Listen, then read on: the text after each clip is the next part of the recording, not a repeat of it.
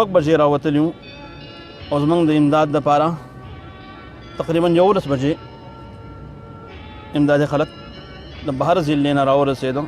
د هغې نه بعد زمونږ د سوات د 1122 اهلکار 2 کسان صرف راورسېدو.